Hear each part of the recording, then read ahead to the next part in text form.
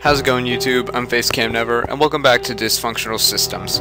Let's just jump right back into it. Where we left off, we were in the middle of learning what the big problem news was here in the little town of Brighton. Let's just get into it. I searched Cyrus's eyes for something to comfort my spirits, but I find nothing, and I do not know why I bothered at all. His face is indiscernible as ever, aside from the serious brown lip, of course. The message will begin in 10 seconds. Crap. The message will be... What? It will now play... That was not 10 seconds. That was like 3 seconds. Oh, game. Your perception of time amuses me. Oh, dang. Serious music time. The crest vanishes, revealing a man in a suit at a desk. A dapper brown suit and a large brown desk. I imagine he must be important, as the crest from before is quite brazenly carved into the wood of his furniture. As for the man himself, he looks older than Cyrus, which is ancient at worst, and age 60 at least. He looks very tired. Well, he's old, so I guess that has a contributing factor to it. His face is worn, and his expression does nothing for the mood. He does have some fake-looking hair, though. That's pretty funny. He sounds like a lot of politicians out there.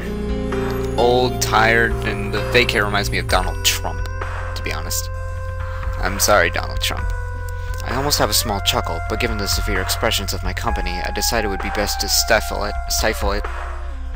Brighton, we have endured. As a people, as a country, as a workforce, we have endured these past 120 years. Surely you're all very, very tired. I, my people, my friends, am very, very tired. Well, that goes with Winter's description of you, so... The word sobering meant little to me before this, but I completely understand it at this moment. The way this man carries himself, his speech, and his dour voice, all have combined to chill the warmth of my head. I set my stool back down and have an actual seat. Looking up at the monitor with certain intensity, the man has me engaged. I'm tired of the media portraying our common man the fool, an ignorant sort all too glad to do the deeds of his betters. Tired of these foreign companies providing us work and wages that we will celebrate for only pennies more. Tired of hearing my people say in passing and in normalcy, no, I do not know if we will eat today. Perhaps tomorrow. Brighton, I am tired of our masters. I am so tired. He is tired. Very, very tired. He should get in his jammies, his onesie, footy pajamas. He should take a nap. People of Brighton, we have grown so used to freedom, we've forgotten that we are not free. That this chair and this desk, this stage of an office on which I play my part, is evidence of that. Tuts. I offer a serious and composed look to Cyrus. If I'm understanding correctly, and I can't say I'm one for understanding much of anything on this world, it seems that this leader here is not much of a leader as he might like. Which, frankly, I don't quite get. The way leadership works back home, at least on large scale, is that several especially intelligent and reasonable people rule over all of us. The idea of power being not enough, or being feigned, seems complicated to me. Like, what's the point? Why the show? I'd like to ask Cyrus about it, but he isn't returning my gaze, and instead remains focused on the television. I suppose I'll just have to keep listening. But I'm not here to tell you the troubles of our state. I'm not here to tell you the glory of our fathers. I am here to confirm the quiet whispers through the alleys and the worried murmurs of Gabriel elite. Pardon? Consider this a threat. People of Gabriel, you have 4 hours to comply with my demands, or a nuclear weapon will be launched at your country. Jesus Christ! I get you're upset, but that's pushing it. You really need to take a nap. That can't be good. Yeah, that can't. It really, really can't. Winter. Man. Winter, come over here for a minute. I rise and step over to my mentor, feeling surprisingly clear-headed and befuddled all at once. Oh, and the guy at the counter just goes back to cleaning glasses. Yep, 4 hours till nuclear war, and he has to clean his mugs. Spend his last hours and make it worth it. He takes me from the counter, leaving 3 gentlemen to discuss whatever it is exactly the man on television just brought up. A nuclear weapon? The hell is that? Why does Barnaby think he's doing? Can't believe he really did it. What kind of place does he think this is? Wait, I thought his name was David. Why does it say Clark now? Wait, are David and Clark like the same person? Weird.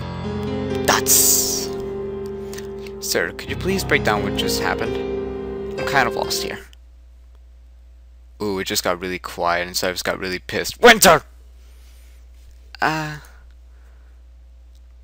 I know we've only just arrived, but did you look at the files you were given at all?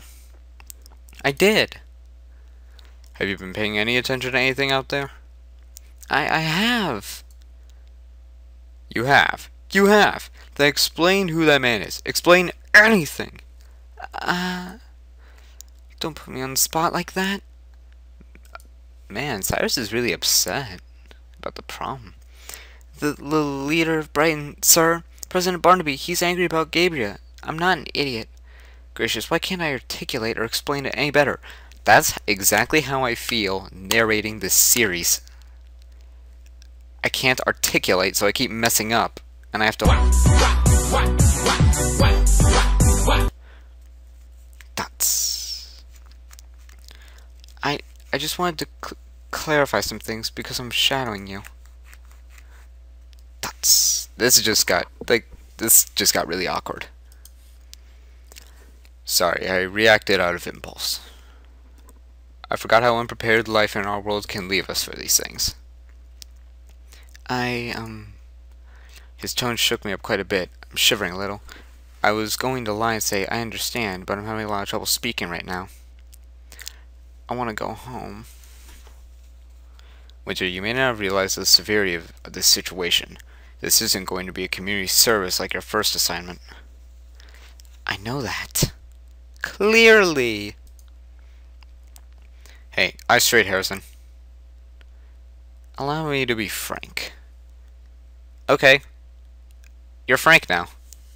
Frank says, brace yourself, because there may be a lot of dying happening soon. Dying? But... I'm shocked, honestly. I figured those rumors I heard from Clark were only that. Oh, whoops. That was, Frank saying that. Never mind. My bad. Hold it. Death? I just thought... As far as we knew, this world hadn't even developed nuclear weapons yet. What did I think? He said a weapon. Am I daft? Punk? Though with their strides in utilizing nuclear fission from electricity, I suppose it's only a matter of time. People are going to die? I don't... It's people dying. Just slow it down for a second. I suppose that's what comes with our job. Not everything can be in the dossiers, right? We smooth out creases and bring chaos to order. Slow it down. Calm down. Though sudden wars really are rare. War? My mind starts to tumble and my heart tries to explode from my chest. I definitely can't handle this. War isn't something I'm supposed to take care of. Shut up! Don't excite the locals. Jeez, Frank, calm down. I cover my mouth and raise my shoulders. Of course they're looking for a war. You can't believe people dying is just a commonality. You even think properly? I'm finding it incredibly hard to do anything properly right now. Okay, Frank is being a douche. Like, seriously, what is his damage? Yeah, nuclear war is about to break out, but you don't have to be such a pisshead about it. I thought you were supposed to be the clear-headed one. I thought you were supposed to be the smart one. Frank. Shaking, I turn to see the people at the counter. They thankfully are still engrossed in the president's speech. I look back at Cyrus and speak softly through my fingers. Shouldn't I go home? Yeah. What? Game over? Oh. This was supposed to be something like diplomacy. Diplomacy. Yeah.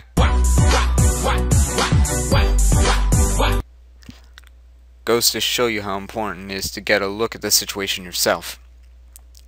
Anyway, if what I heard was right, we don't have the time to get you out of here without causing a scene.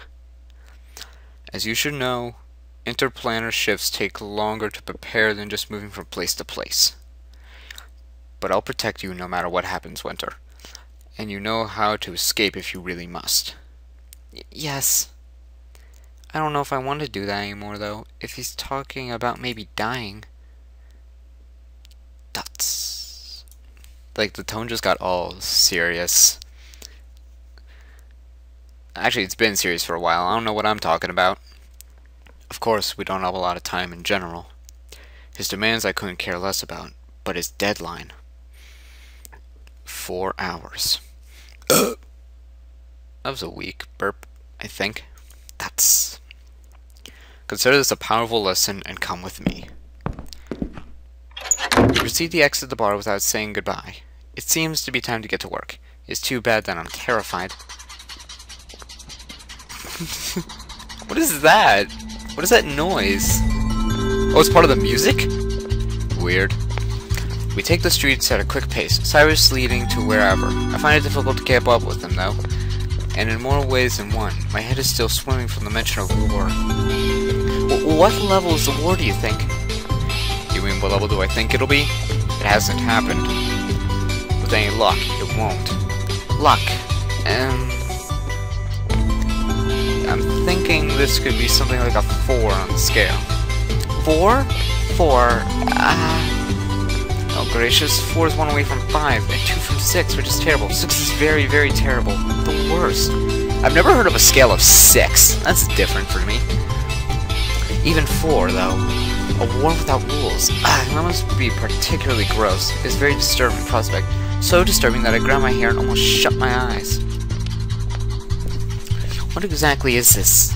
What will happen? Test. What do you think?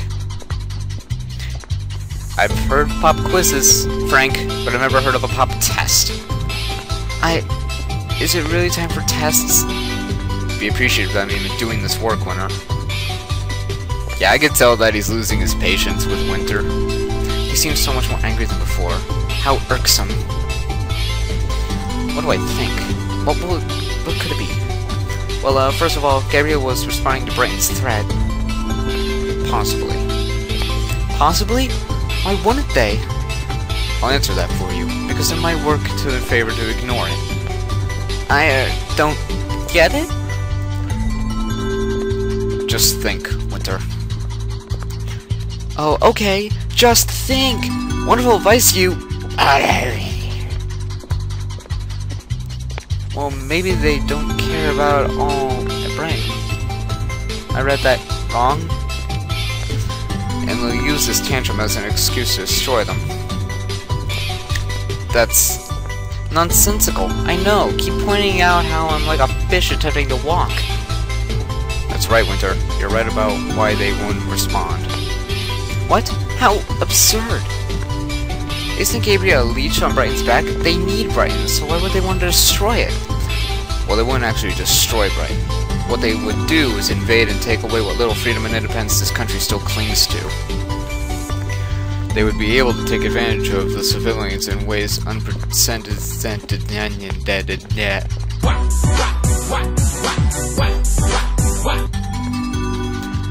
What a disgusting thought. I can hardly even imagine it. Alright, now here's another question. Why does Brighton think it can take on Gabriel? Damn it, Cyrus! I mean, Frank! How should I know? The same way you knew the first answer. I was bullshitting! Oh! Dang, Winter! Language. Sorry, sir. Think about recent events might help. Goodness, is he trying to get me to think in the place of murderers? Those are boots I would not like to fill. I guess I have to, though. He mentioned recent events? I can't think of a minimum wage increase would embolden this country enough to believe they could stand against an obviously superior nation. Especially with how unimpressed the president seemed to be about it. Even David wasn't terribly excited. Oh, David! What was that David mentioned? Their new army. The person I spoke with. Oh, whoops! Wrong person. Frank's face changed, so I assumed it was him. The person I spoke with, his name was David. He said that Brighton had gotten a military recently to defend against the border country Ferrita. Ferdia! He said it was because Ferdia is dangerous and ignores treaties, but isn't it far more likely that his army was actually created to engage with Gabriel? With an actual military, and what seems to be a new kind of weapon, at least judging from how the locals reacted, that would explain their confidence. I think. See, Winter, you are cut out for this. Aw, positive, reinforcement. Wait, don't reference things I mumbled to myself before we came here. Creep. Wow, really, Winter, he compliments you and you think that he's a creep? Then you understand the situation. Yes, but I'm curious. Isn't this more like a level 5 war? As Brighton and Gabriel are technically separate, I can't tell what might happen in a civil war. That's a technicality? Just a technicality? I figured Brighton and Gabriel were still very close. Well, look at you. You're all calm. I frown with indignation. I'm not all calm in this essentially a level 5 war. I read that wrong. Yay me. Well, you look it. I do not let up with my frown. Well, that isn't all there is. How this might proceed largely has to do with what level I would give this potential war. Frank stops, and I stop to turn. We are now in front of a fountain. It took me the entire time till now to realize that the city streets are deserted. Doorways are even clear of those ragged children who would ask us for pennies. Could it be that everyone is listening to the address? Before I can drift off to this thought, Cyrus looks down at me. A nuclear weapon is one that can kill a lot of people and destroy a lot of things almost instantly. Wait, did I say Cyrus again? Crap! I gotta remember that his name's Frank now, because he wanted to be Frank back at the bar. Excuse me? But then again, Cyrus sounds cooler. I don't know what to call him. Honestly, Winter, what did you think I'd meant earlier when I said a lot of dying could be expected? I won't go into details, but it's not something you would have been taught about yet. I've dealt with it before, though. You're lucky. I'm not lucky at all. Not even the littlest slightest. What kind of thing is that? Is it magic? Is this in a magical world, Winter? Thank the higher-ups that you won't be going to those just yet. They're less fun than they sound. I should not go into worlds with wars either. Point. You can check your codex for information about what we'll be doing with these, like... Oh, codex. I'm gonna look at the codex right now. Okay, let's look at Brian. If you want to read that, you can pause it. If you want to read this, you can pause it. If you want to read this, you can pause it. Okay, Sewell's Earth. Gabriel's a big country. Brighton is a little country. No picture. Alright. I need to contact support and update them anyway, so at least it will give you something to do while you wait. What is it called exactly? Just nuclear weapon? Seems rather broad. Like spear weapon or fruit drink. I believe that it's a fusion bomb. While Barnaby didn't specify, the rumor I heard supports it. Also, it makes sense considering their reactors. Reactors? You forgot? We saw them when we first arrived. The country utilizes fusion reactors for power. Ah, right. The looming and shadowy giants that stand on the distant stepples. Or steps. I remember not wanting to remember them. They were disconcerting. Like many other things here, they looked a mess. And unlike many other things here, they vibrated. I thought we were going to violently break apart. Anyway, fusion bombs should be under weapons, obviously. It's technically not pure fusion, but most worlds can only do so much. Not pure? Well, it's a limited reaction jump started by fission. True fusion bombs are rather, like man-made stars. Okay, I'm getting a science lesson. Why do I have to learn in video games? Stars are beautiful. Not the word I'd use for those. Just keep the distinction in mind. I read that fusion bomb entry. Read that fusion bomb entry. Right, understood. Am I gonna get something new in my codex? Mumbled this as Cyrus turns from me and begins raising his wrist to his mouth. He suddenly pauses, though, and addresses me again.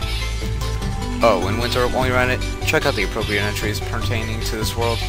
Always mind your codex. It could save lives. Remember to keep tabs on it. Understood, sir. Nuts. Oh dang, it's a watch? I look at my own wrist. Both of us are sporting bracelets, which look very similar to stylish and thin digital watches. We have to regularly hide them from view as we are advised that they can be considered suspicious looking things, usually. Hey, it's Siren. Oh, whoops. My bad. Hey, it's Frank! You guys probably noticed there's trouble in this world. That's...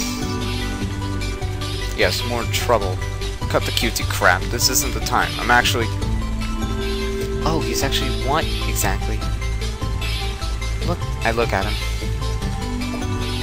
He notices I am listening, shifts a little, and walks out of my range of hearing. That is worrisome. I look back at my wrist device, my ICD. Interplanar Communication Device, a name which doesn't actually cover all that it does. It also carries a database, and tells time, and probably 1,000 other things, as it is fancy. That's like watches today. Like on those new touchpad watch things. Honestly, if there's anything magical I've encountered so far as a student Matador, is most definitely the ICD. Science magic or some such. It basically does everything. It is how we get to other worlds and teleport around them, and it can open up a tiny pocket dimension for holding things. An inventory, it's called. I think it's pretty cool. And it came from my own world. I would never have imagined. Right now I need to access the codex, which we'll do in the next episode. Thanks for watching. If you liked the video, leave a like below. If you really liked the video, please leave a favorite. And if you thought this was one of the greatest things you've ever seen, please hit the subscribe button. Thanks, and have a great day.